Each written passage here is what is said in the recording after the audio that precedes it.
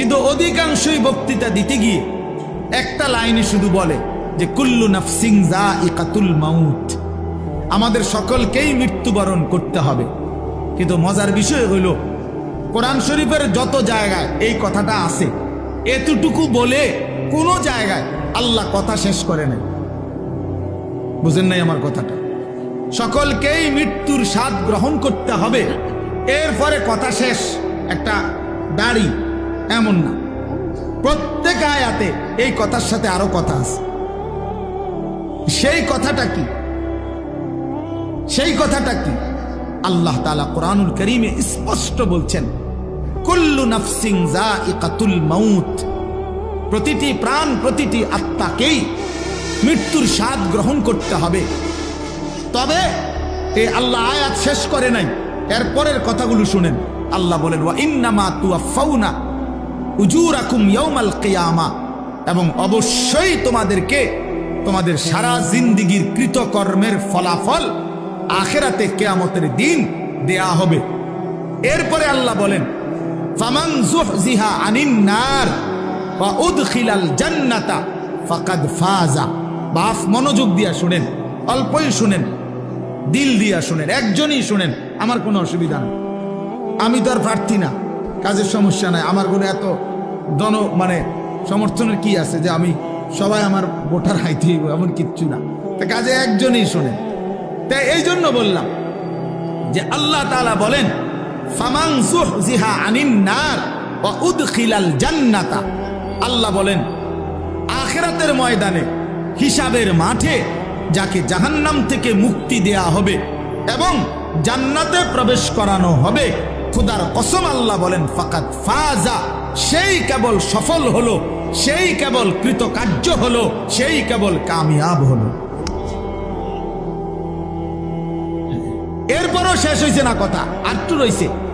এরপরে আল্লাহ বলেন, অতএব তোমরা যদি জানতে চাও বান্দা, তাহলে দুনিয়ার সফলতা ব্যর্থতা এটা আল্লাহ বলেন, ওয়ামাল হায়াতুদ দুনিয়া ইল্লা মাতাউল গুরুর। এই বান্দা মনে রেখো, দুনিয়ার জীবন শুধুই ধোঁকা, ধোঁকা, ধোঁকা, ধোঁকা, ধোঁকা, এটা ধোঁকা। দুনিয়া ধোঁকা। আল্লাহ বানানেওয়ালা যিনি, তিনি বলছেন এটা ধোঁকা। যিনি সৃষ্টিকর্তা তিনি বলছেন, কোম্পানি বলছে এটা 2 নম্বর। আপনি কিনতেন কোন গাছ জোরে, এটা 1 নম্বর। কোম্পানি প্রোডাক্ট করে যে উৎপাদন করছে যিনি, উনি বলছে এটা খেলনা, আপনি কিনতেন কোন এটা আসল। যিনি বানাইছেন তিনি আল্লাহ, তিনি বলছেন, ওয়ামা হাদিহিল হায়াতুদ দুনিয়া ইল্লা লাহবুন ওয়া লাইব। বান্দা, দুনিয়া আমি বানাইছি, আমি জানি আমি কি বানাইছি।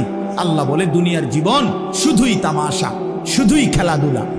লাহবুন লাইবুন, খেলাধুলা, তামাশা, মালাঠোলা। মালাঠোলা ছোটবেলায় আমরাও মালাঠোলা খেলছি, ছোটবেলায় আমরাও মালাঠোলা খেলছি। ছোট ছোট বাক্সে আপনার রান্না বান্না করছি, আর ছোট ছোটরা একসাথে অনেক রান্না বান্না মালাঠোলা দিয়ে করছি। সন্ধ্যা হলে মা ডাক দিছে তো নিজের হাতে সব ভাঙ্গা চুরা আবার মায়ের ডাকে মায়ের কোলে ফিরে গেছি। এই না দুনিয়া? এই দুনিয়া আল্লাহ বলছে এরকম মালাঠোলা। অতএব বাপ, এই কথাটা আমরা মনে রাখতে হবে। সফলতা কিংবা ব্যর্থতা ফায়সালা হবে হাসরের ময়দান। ऐसे रहे या वैसे रहे, वहां देखना फिर कैसे रहे। এভাবে থাকেন আর ওইভাবে থাকেন, দুনিয়া একভাবে পার হয়েই যাবে। কিন্তু দেখার বিষয় হলো ওয়াহা দেখনা ফের कैसे रहे, সেখানে কেমন থাকবেন ওটা হলো দেখার বিষয়। এখানে হাসলেও মরে যাবেন, এখানে কাঁদলেও মরে যাবেন। আমার ভাই, এই যারা মোবাইল হাতে ধরে রাখছেন, আপনি কিচ্ছু বুঝতেন না, এই মোবাইল এটা লই এই জীবন শেষ হল। এই জিন্দিগি এই মোবাইলের উপরে শেষ। এই অসভ্যতাই জীবন শেষ, কিচ্ছু বোঝে না। ওই যে ভাই নিজে নিজে হাসে, এইটাই জিন্দিগি, এটা এক খামখেয়ালির জিন্দিগি। মনে রাখি, এই মোবাইলের আসক্ত জীবন কোনোদিনও সুখকর হয় না, সুখকর হয় না। এই মানুষটার জীবনের কোনো এক পর্যায়ে কোনো সেন্স কাজ করে না। সে 24 ঘন্টা জিন্দিগির সমস্ত আশা আকাঙ্ক্ষা, আবেগ, অনুভূতি, ইচ্ছা, অভিপ্রায় সব মোবাইলের মধ্যেই খোঁজে, হাসেও মোবাইলে, কান্দেও মোবাইলে, জীবনের সব কিছুর সফলতা খোঁজে মোবাইল। মোবাইলে অনেক মানুষ আমার ছবিটা দেখছে, অতএব আমি সফল। এটা ঠিক মতো সবাই দেখে নাই, অতএব আমি ব্যর্থ। আমি ব্যর্থ। সবাই আমারে চিনছে মোবাইলের মাধ্যমে, অতএব আমি সফল। এবার যেমনিও একটা লারা দিতে হইল, একটা মানুষ চিনলে যেমনি পাঞ্জাবি পিন্দাও কুল্লাও, বুঝেন না? একটা ডাইরেক্ট রাস্তার মাঝখান দিয়ে আটতে হোক, অসুবিধা চিনছে তো না রে ভাইয়া, রাগ হয়ে না। এই কোনোভাবে মনোযোগ হয় না। এই জিন্দিগি সুন্দর হয় না বাপ, এই জীবন সুন্দর হয় না। এমনি এমনি চলে যায়। দিন নাই, রাত নাই, সকাল নাই, দুপুর নাই, সন্ধ্যা নাই। এটা কেমন জিন্দিগি ভাই? এই কেমন জীবন? 24 ঘন্টা মোবাইল, 24 ঘন্টাই মোবাইল। এ কেমন জিন্দিগি? এই পৃথিবীতে আর কোনো কাজ নাই? এই পৃথিবী গড়ারও কোনো প্রয়োজন নাই, আখিরাত গড়ারও প্রয়োজন। আমরা কিতাব পড়ছি, আমার কাছে আরবি কিতাব আছে, কিমাতুজ জামান ইনদাল উলামা। এই কিতাবের মধ্যে আছে মানে ওলামায়ে কেরামের নিকট সময়ের মূল্য। তো এই কিতাবে আমরা পড়ছি, এক বুজুর্গকে এক সাধারণ মানুষ আইসা বলছে, হযরত আপনার সাথে আমি একটু কথা বলবো। তিনি বললেন, কোনো প্রয়োজনীয় মাসআলা? বললেন না, এমনি একটু কথা বলতাম। তখন উনি বললেন যে, তাহলে তুমি সূর্যের গতিকে কিছুক্ষণের জন্য থামায় রাখো, যতক্ষণ তুমি কথা বলতে চাচ্ছ। যদি তুমি সূর্যের গতি থামাইতে পারো তাইলে আমি রাজি আছি, আর যদি না পারো তাহলে তুমি আমার হায়াতের এই আধা ঘন্টা কেন নষ্ট করো? এই সময় তো আমার, এই 20 মিনিট তো তোমার গেলে আমারও যাবে, 30 মিনিট তো তোমার গেলে আমারও যাবে। তুমি কেন নষ্ট করবে আমার এই হায়াত?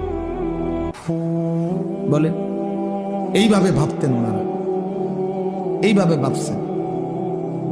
প্রতি সেকেন্ড আমার থেকেই যায়। ইরতাহালাতিদ দুনিয়া মুদবিরা ওয়ারতাহালাতিল আখিরাতু মুকবিলা। নবী সাল্লাল্লাহু আলাইহি ওয়াসাল্লাম বলছেন, উম্মত, প্রতি মুহূর্তে, প্রতি সেকেন্ডে দুনিয়া তোমার পিছনে যায়, আখিরাত তোমার আগে আসে।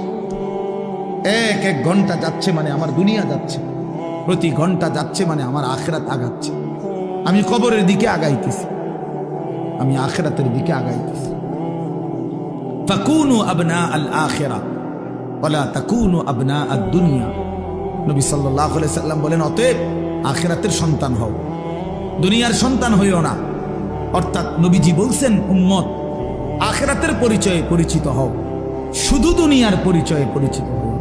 শুধু ডাক্তার, শুধু ইঞ্জিনিয়ার, শুধু ব্যারিস্টার, শুধু উকিল, শুধু চাকরিজীবী, শুধু ব্যবসায়ী, শুধু রাজনীতিবিদ, শুধু শুধু এতটুকুই, শুধু একটা দুনিয়ার পরিচয়। ড্রাইভার, শুধু কুলি, শুধু দিনমজুর, শুধু কৃষক, এ তো দুনিয়ার পরিচয়। আল্লাহর নবী বলছেন, আখিরাতের পরিচয়ে পরিচিত হও। লোকে যেন বলে সে নামাজি, সে চরিত্রবান, সে দিনদার, সে আখলাকওয়ালা, সে মসজিদকে ভালোবাসে, মাদ্রাসাকে ভালোবাসে, ওলামায়ে কেরামকে ভালোবাসে। হ্যাঁ, বছর শেষে হিসেব করে যাকাত দেয়, বা জামাত মসজিদে নামাজ পড়ে, রমজানে রোজা আদায় করে, হালাল হারামের পার্থক্য মেনে চলে। লোকে যেন বলে দিনদার, লোকে যেন বলে ফরহেজগার, লোকে যেন বলে আল্লাহওয়ালা। খোদার কসম, নবী বলছে, উম্মত, এমন পরিচয়ে পরিচিত হও। শুধু দুনিয়ার পরিচয় লাগাইও না, শুধু দুনিয়ার পরিচয়ে পরিচিত হইও না। এই জন্য আমার বাপ, আমি আমার এই কথাটা বললাম, সফলতা কিংবা ব্যর্থতার জন্য এটা কোনো বিষয় না, বিষয় হলো আখিরাত। ফামান যুহজিহা আনিন নার ওয়া উদখিলাল জান্নাহ ফাকাদ ফাজা। আল্লাহ কোরআনে বলছে, যাকে জাহান্নাম থেকে মুক্তি দেয়া হলো, জান্নাতে প্রবেশ করানো হলো, সেই সফল হলো। কাদ আফলাহাল মুমিনুন, আল্লাহ বলেন ঈমানদারগণ সফল হয়েছে। কেন? আল্লাযীনা ইয়ারিসুনাল ফিরদাউসা। এই যে আল্লাহ সরাসরি কোরআনে বলছে, কেন মুমিন সফল হয়েছে? আল্লাহ বলে, কারণ তারা জান্নাতুল ফিরদাউসের উত্তরাধিকারী হবে।